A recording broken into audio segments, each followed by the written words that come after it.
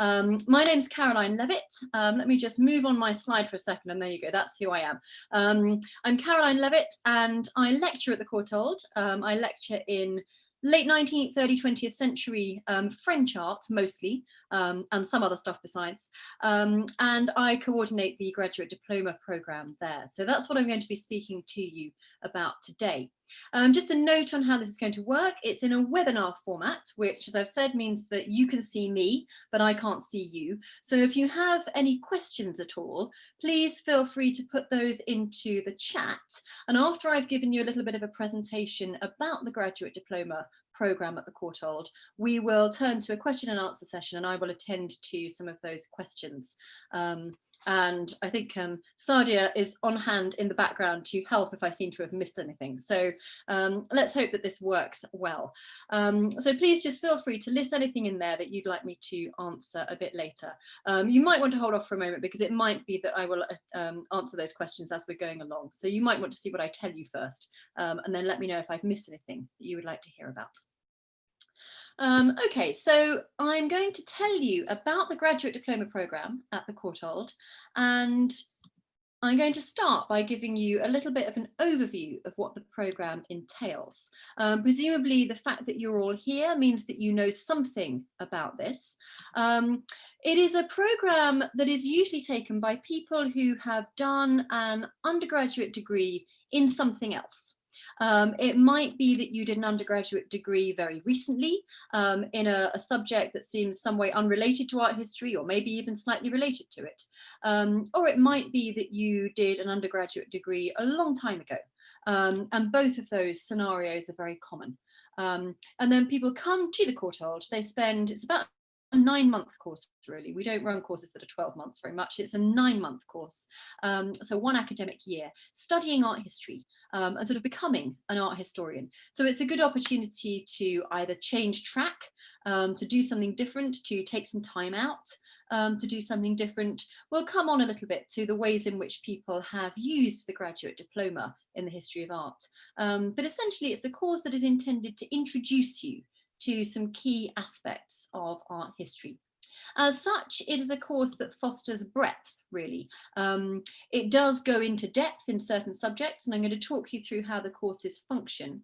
But unlike the very specialised MA options, it's a course that is intended to introduce you to art history, and therefore to provide you with a well-rounded, broad introduction. Okay, so if you feel that you already have a broad introduction and you want to delve into a specific subject area, you might prefer to look at the MA, and I do encourage you to watch the open day for that later this week as well. I think that's on Friday. Do also have a look at the general introduction that has been put up on the Open Day Hub by Joe Applin. That will introduce you to some of the history of the Courtauld and the background of what we do and how we work as an institution. But I'm going to speak to you specifically now about the way that the graduate diploma programme works and what it entails. So it's a programme that is made up of 2 elements: taught courses and the opportunity for some independent research. Okay, so as part of the taught courses, you take 3 different things. You take a foundations course. Now, the foundations course is the broadest thing that you study in many ways. It is a series of 60 lectures, 3 lectures given per week, with 1 discussion class attached to those, where you come together in 2 groups. We usually take about 30 students for the graduate diploma programme. You all join in the lectures, and you sit alongside first-year BA students for those.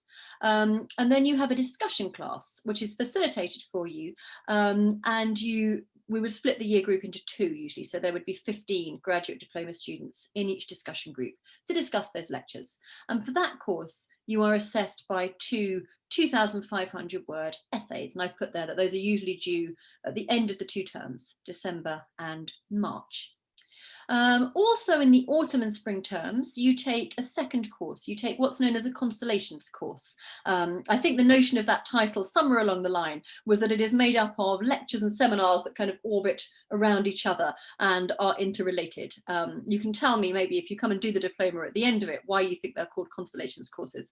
But they are 2 lectures per week given by a member of the faculty, and then 1 seminar on a related topic per week.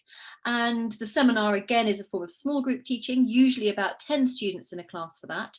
We run 3 different constellations options per term. You're registered onto one of them. And therefore you are in groups of approximately 10. If the graduate diploma cohort is 30, then there are 10 people in each constellations group. So 2 lectures, and again for those you sit alongside second year BA students this time, who are also taking that course. So those are a larger space for learning, and then the seminar groups are small group teaching, and that is assessed by exam. And the autumn term constellations option that you take is assessed by exam in January, so just after Christmas. You don't spend Christmas Day revising, but you set aside a little bit of time over the Christmas holidays for that. And then in the spring you take a second constellations course, which is assessed by exam in May. So we attach the exam period to the term just after you've taken the course in, so that you have a good period of time to assimilate material but not to forget it. The final part of the graduate diploma that you are obliged to take at least is a form of independent research. And it's a 5,000 word assessed essay. You might think of it as a dissertation. The only reason we don't call it a dissertation is because of its length, really. It's a dissertation if you're doing the master's course, and that's a 10,000 word piece, but it's an assessed essay. It's a very similar thing. The idea is that it is a research project that you undertake. You define your own research area, you define your title, and you're supported for that by 2 meetings with a supervisor. So it's kind of guided independent research. And it's a really lovely aspect of the course, I think. It's an opportunity for you to really get into a subject that you're particularly interested in. Now, I've already intimated that the graduate diploma is not so much a specialist programme, but there is opportunity to go in depth into certain areas. Now, the constellations courses are that opportunity in a way, on the taught side of things at least. Let me give you an overview of how all these things fit together, and then I'll give you some examples of the different things that you might study on those courses. Okay. So this is the final degree classification. The graduate diploma is a pass-fail course. So you don't come out with a pass, merit or distinction, or a first or a 2-1 or anything like that. It's a pass or a fail. If you were doing it in order to try and progress to further study, then you'd find that a lot of institutions, the Courtauld included, like to see the equivalent of a good 2-1 in order to go on to MA studies. So we would usually ask for an overall weighted average of 65% or more, or I think, no, sorry, 60% or more overall weighted average, with 65% in the assessed essay, sorry. So the requirement to go on to the MA would be a weighted average of 60% overall or more, and 65% in the assessed essay. And that's because the MA is so sort of research heavy in comparison. So this is how we arrive at that weighted average. So it's pass-fail course, the pass mark is 50, but to arrive at a weighted average that gives you an understanding of where you sit within that pass range, we do a calculation whereby the foundations course is worth 20% of the overall diploma, each constellations course is worth 25%, and the assessed essay is worth 30%. So there you go, I've given you a pie chart there. I'm not sure what these perforated lines are doing here. I've obviously missed something. But you can work out from that therefore if there are 2 assessed essays for the foundations course, for example, each of those is worth 10% of the overall diploma. Now, one of the reasons that we work things out in that way is that gives you the chance to gradually progress. The very first piece of work that you submit to us for assessment, at least, is the first foundations essay. So that's worth 10%. The final thing that you submit to us for assessment is the assessed essay, and that's worth 30. So we gradually work up in terms of the amounts that things are worth, so that you can grow and develop as an art historian and hone your skills over the course of the diploma. To give you a little bit of a better idea of how each of those courses pans out in detail, these are the blocks that are being taught for the Foundations course this year. We run it in a series of 10 blocks, so you would have 6 lectures for each of these subject areas. Okay, so I haven't given you the full list of 60 lectures, it wouldn't fit on one slide, but these are the 10 blocks, and there are 6 lectures for each of those, and 2 related discussion classes therefore per block. So a block runs for 2 weeks.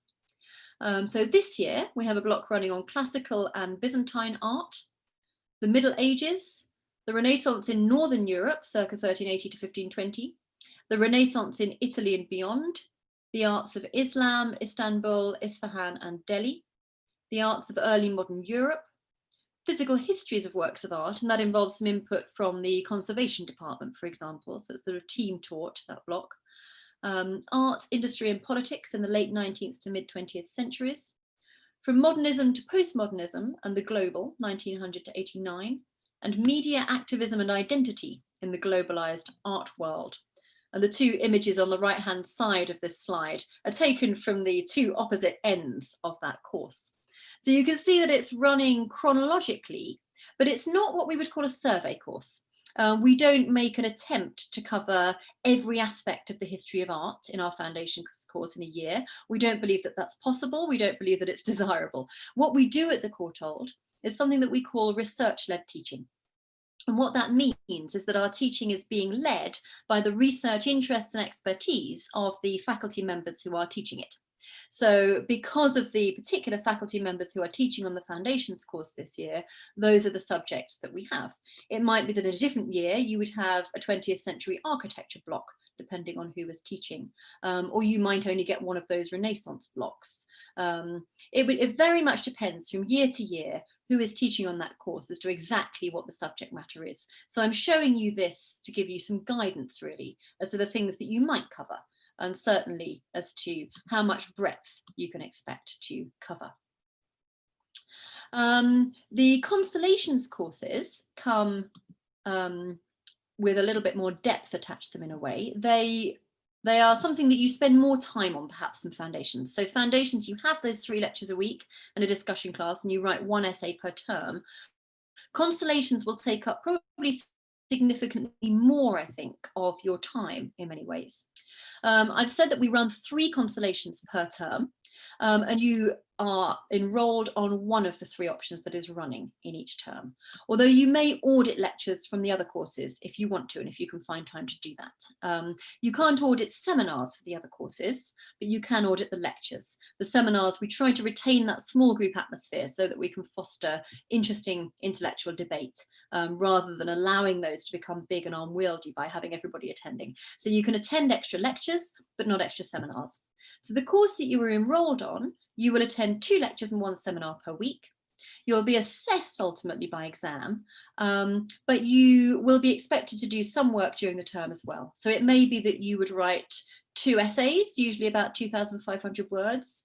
Perhaps you would write an exhibition review or a review of a piece of reading that you've done, and you'd be expected to give a presentation in a class at some point. So there's usually around about 4 pieces of what we call formative work that is intended to train you in writing, train you in presenting, train you in becoming an art historian, but that doesn't count towards the final mark for that course. Okay, so that work is done during the term, and there are different deadlines set according to which course you're on, usually around sort of weeks 4 and 8 for 2 submitted essays or something like that.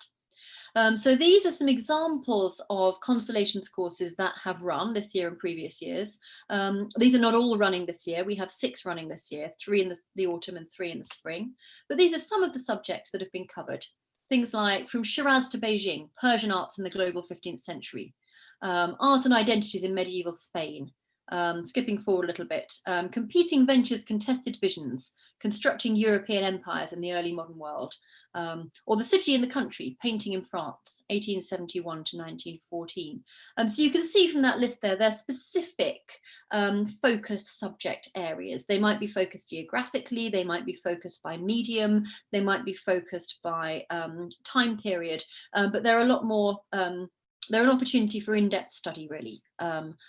versus the foundations course. It's a different type of learning.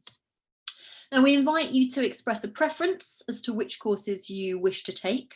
We can't guarantee that you will get the first choice. It's not a choice, it's more that we want to take your preferences into account. What I would say is that even though they are more focused courses, we like you to retain a breadth across the terms. So for example, if we were running Cold War cultures and the city and the country, one in the autumn and one in the spring term, we would encourage you to only take one of those 20th century courses, and we would ensure that you took one from an earlier period to retain the sort of balance and breadth of the diploma programme as a whole. So for example, some people this year are doing art and identities in medieval Spain in the autumn term and the city and the country in the spring. Other people may be doing Cold War cultures in the autumn, and then landscape and environment in early modern China in the spring. Those would be a nice sort of balanced combination of courses so that you can retain the breadth that we want you to gain over the course of the diploma. Very often people will get their first or second choice, but we can't guarantee it because obviously it depends. If everybody wants the same course, we can't ensure small group teaching if everybody gets their first choice and there are 30 people on one option. Usually these things work out quite nicely. We invite you to express a preference sometime during the summer term once all of the applications have been made and you've been accepted, and then we'll let you know what you've been allocated to. You can't change it after that, but we will allocate you to something with your preference in mind. There are other lectures that you can attend if you want to. So those are the compulsory courses that you have to do. You have to take 2 constellations, the foundations course, and write an assessed essay. Okay, but you may also choose to attend extra lectures that are on offer. So you might go along to the frameworks methodology course, for example, and that's something that we particularly recommend. It's a course that tackles key issues or ways of thinking, ways of framing debates, frameworks for thinking about art history. And that's a team talk course, so you would hear different lecturers giving lectures on different topics, maybe things like formalism or post-colonialism or psychoanalysis as ways of looking at artworks. You would be allowed to attend the lectures for that course if you wanted to. It's officially part of our second-year undergraduate programme, but it's a really valuable thing to go along to, I think, even if you only attend part of that. It often helps to inform people's thinking. You may find that when it comes to the assessed essay component of the diploma, you want to engage with things at a more theoretical level that you've perhaps heard during the frameworks course, or you might write on something that is slightly linked to one of your constellations options, but that hasn't been fully studied as part of that course, or you might write on something completely different. But attending other lectures can help to enrich your experience of things and give you more ideas and help you think creatively. Lessons in critical interpretation is part of our third-year undergraduate programme. Again, you can attend those lectures if you want to. They look at a specific object in relation to a framework for thinking. So they sort of move on from the frameworks course in a way. And then there are many, many research forum events over the course of the year that you can go along to and become part of our academic community through doing so. So there are lots of opportunities for expanding what you can do as part of the diploma, but I've outlined to you the things that are obligatory. People sometimes ask me whether taking a specific constellations option will set them up well or badly for an MA, for example, in the future. And I think my answer to that is that really it's more about the skills that you gain over the year than it is about the specific content. You can very easily move on to an MA in 20th century art, having taken a course in medieval art and Renaissance art at diploma level. It doesn't matter in the slightest what you've studied in terms of content, as long as you have gained the skills in essay writing, in critical thinking, in presenting, various transferable skills that you will gain during the diploma, which set you up for an MA. So don't worry if you're not allocated a constellations course that you think fits exactly with what you want to study in the future. You might choose to write your dissertation on something, your assessed essay, sorry, on something that relates to what you're studying in the future, or you may want to write on something completely different that you'll never get a chance to write on again. It can be a good chance to do that. I've given you here, people often ask me for this, so I've put it up, but please hold on to it very loosely, okay? This is a sample timetable of how a week might look as a graduate diploma student.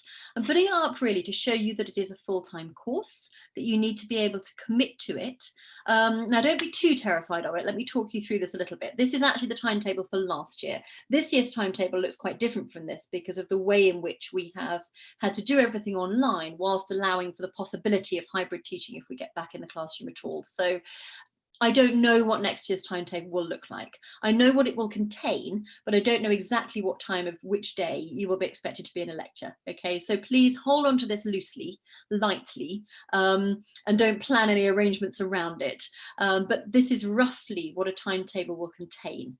If you're doing the diploma. So you can see there, you might have a foundations lecture on a Monday, a Wednesday and a Friday in this iteration of the timetable, 1 hour long each. And there's a discussion class attached to those on a Friday afternoon. And you're in 2 groups for those. So one group meets 12 till 1:30, another group would meet 2:30 till 4. You wouldn't need to attend both of those, you would just attend one. So you'd attend all 3 foundations lectures and then one of those discussion groups that we would assign you to. Constellations in this particular year, the lectures took place on Tuesdays and Thursdays. You can see that. Course A, which could be, I don't know, Persian arts, Shiraz to Beijing, maybe that lecture took place 10 till 11:30 on a Tuesday and a Thursday. And then the seminar for that course was on a Wednesday afternoon. And then the Cold War course, let's say, took place 2:30 till 4 on Tuesdays and Thursdays. And again, its seminar was on a Wednesday. So you can't attend more than one seminar, but you can attend all the lectures. They're timetabled so that you can. And then the third option that was running, whatever that was, would have taken place on Tuesdays, 4 till 5:30, and again on Thursdays at that same time. So you're not attending all of those unless you choose to. You only have to attend the one that you're enrolled on, okay? In addition to that, I've included in this sample timetable the frameworks methodology course lectures. They take place on alternate weeks, on a Tuesday and a Thursday. And then often what I've done is that on the alternate week when they're not happening, I have scheduled some study support sessions so that we meet together as a group to chat about essay writing, to chat about making an application to an MA, to chat about getting ready for the assessed essay, for example, things that you might need to think about as a cohort. And I would run those sessions with you. And the most obvious time in the timetable often is to run it over the time that frameworks is not happening on the alternate weeks when there are no lectures. So that's what that's about. So as I say, a sample timetable. I don't know what next year's will look like, but hopefully that gives you an idea of how much a week contains. In terms of workload, I would say that you need to expect to support each hour of taught time with around about 4 hours of personal study. Okay, now that may sound a lot. It might be that it's 4 hours per seminar or something, depending on how quickly you read. There is a lot of reading. For every seminar and every lecture, there will be some set reading that we will expect you to come to class having done and ready and willing to discuss. Occasionally, everybody falls behind on the reading. We know that nobody is perfect, but the expectation, the assumption is that you will be reading for every seminar. And there might be formative work that you are completing, things like the essays or the presentations. So if you would sort of say in your mind, each hour of taught time corresponds to another 4 hours of personal study, that would sort of give you an idea of how your full-time week pans out when you're studying something like the diploma. Now, outside of the timetable, it is entirely up to you when you complete those hours of personal study. So if you've got other commitments, things like people that you're caring for, whether that's children or elderly relatives, or whether you have to do a little bit of part-time work, perhaps your previous job is requiring you to stay on as a board member for something, all sorts of situations where you may be doing a little bit outside of the course. That is manageable, usually. You need to conform to the timetable, but you can make the rest of your time, your personal study, relatively flexible. So I'm saying it needs to be your priority. You need to carve out full time for it, but there are ways of working other commitments into it. I wouldn't suggest that you're doing a part-time job 20 hours a week, for example. I think that would be too much for you to do alongside the diploma. But you can have a family life alongside it, for example, or do a little bit of work if you need to keep up with your other job, your existing job. These are the deadlines for this year's formally assessed work. Now, as I've said, there is plenty of formative work in between these deadlines. Constellations, for example, has deadlines during term time, which are informally set by the tutors. But these are this year's deadlines to give you an idea of where the sort of crunch points are for the assessed work. So the first thing you hand in that is assessed is the foundations essay, and that's on the 9th of December, the end of term. The second foundations essay comes in on the 15th of March. That's for this year's students at the end of the spring term. The assessed essay, the 5,000 word piece, is due in May, and you would usually have had a supervision for that before Easter. You would then write the thing over the Easter break. So I would, if you were going to do the diploma, I would make sure that I wasn't planning a big family holiday or a big trip away or something over that Easter break. Allow yourself time to write the assessed essay over the Easter break. It gives you about a month to write that. And then you would usually submit a draft to your supervisor and they would comment on it after the Easter break. You then submit the final essay this year on the 14th of May. Okay, and then the exam periods, there are 2 exam periods. One is in the week commencing the 4th of January, that's for your autumn term constellations exam, and one is in the week commencing the 24th of May for the spring term constellations exam. Now, in the past, that long distant time when we were all allowed to sit in one room, that would have been undertaken in a handwritten format over the course of 3 hours. This year we have had to adapt our assessments. This year and last year, we're running them as take-home papers over the course of 72 hours. I'm not exactly certain what that will look like by 2021-22. That's sort of in process in terms of being talked about. We will arrive at a decision as to what the appropriate way of assessment is by the time you're with us to study, but it will look like an exam of some description. What next? Once you've done all of this work, once you've taken a diploma, you've got a broad understanding of the history of art, you've worked out how to work on certain subjects in depth, you've got a lot of transferable skills from that, what could you do with a diploma? Why might you bother to come? So for some people, it's a path to a career change. It might be that you have been a lawyer for 25 years. You've had a very good, strong, illustrious career and you are ready to do something different. I've picked on lawyers because we seem to get quite a lot of lawyers, bankers, accountants, I don't know. You might have been teaching for years. You might have done another job for a short or a long period of time and you've decided that actually you'd like to change career. So it might have to do with a change of career path. It might have very little to do with careers. It might be to do with personal satisfaction. I've put down here some of the things that people have gone on to do in previous years. You might go on to further study. You might go on to an MA at the Courtauld or elsewhere. The diploma that you come out with puts you at a level roughly equivalent to a third-year BA student when they finished their undergraduate degree in art history. So you are eligible then to go on to an MA in whatever humanities subject you think relates in some way to your art historical study. So you might do that at the Courtauld, you might do it elsewhere.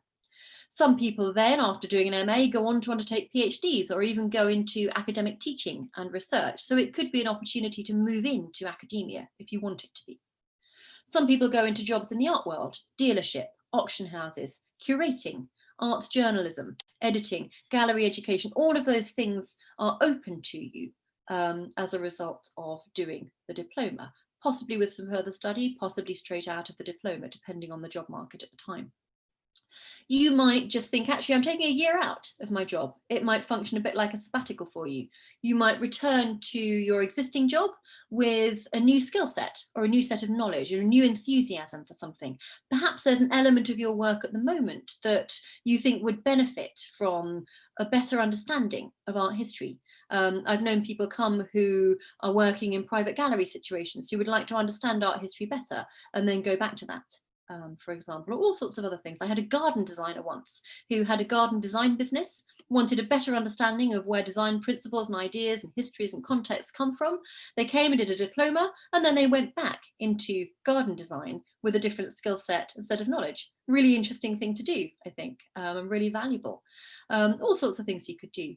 Some people go on to volunteering roles and other people might carry on with personal further study. So, for example, a group of diploma students from a couple of years ago, I know that a group of 10 or 11 or 12 of them sometimes still meet up and have dinner and a discussion together about an exhibition that they've all been to or a piece of research that someone has been doing. And that's very much for personal fulfillment, but they run that themselves and they've got the skills and the abilities to do that, having done the diploma first.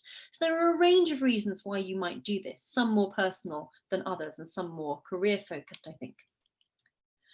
The application process. Let me just tell you a little bit about the application process. We require several things as part of the application. We require a personal statement, very much like any other course that you might undertake. You need to explain in that to us why you want to do the diploma, why you want to do it now, where it fits in your current thinking, what you've been doing up to this point. Is there anything that you think you've been doing which might contribute to your ability to make a good diploma student? Why do you want to do the diploma? What might you do with it afterwards?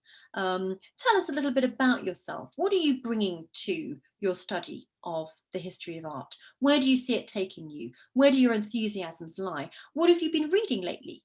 What exhibitions have you been to? Well, none at the moment, but once the galleries reopen, what have you been looking at that has sparked your interest? Are you an inquisitor? Are you interested in the way things look and why they look that way? Are you curious? We want to see from your personal statement that you are intellectually curious, not just that you like a painting or that you've had a life-changing experience in front of it and you're somehow passionate about it, but that you have a level of intellectual inquiry and the potential to deal with things that maybe you don't immediately like, but that you're willing to study anyway because you are intellectually curious. So show us that in your personal statement.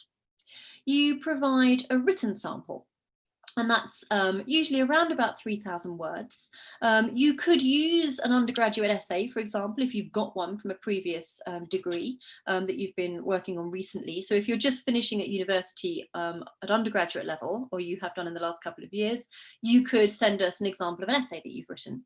Maybe you've taken some public programs courses and you've written essays for those, maybe Birkbeck or the Open University or the V&A, some of those sort of certificate courses. You could send an essay in that you've written for one of those if you wanted to.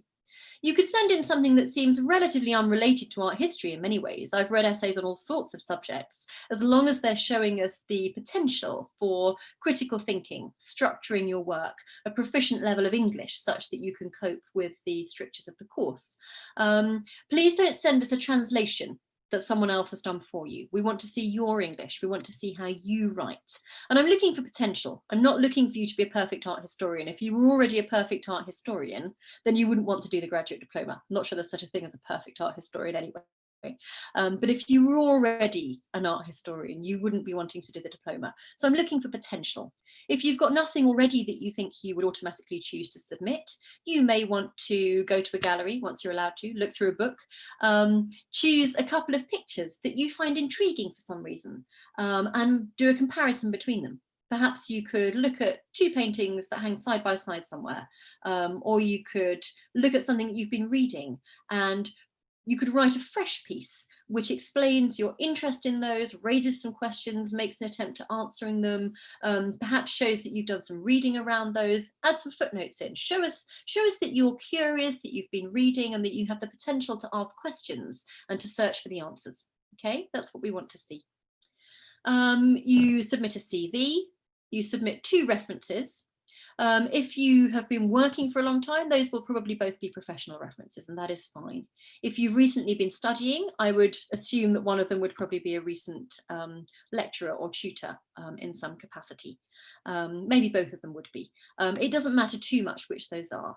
One could be a personal reference if necessary, if you haven't got anybody else to speak to. It depends what you've been up to in the run up to thinking of taking the diploma.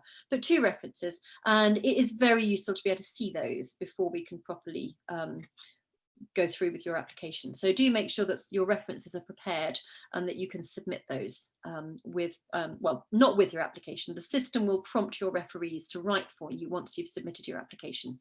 But if your referees can be set and ready to do that and get them in fairly quickly, then that helps because your application will be processed more quickly.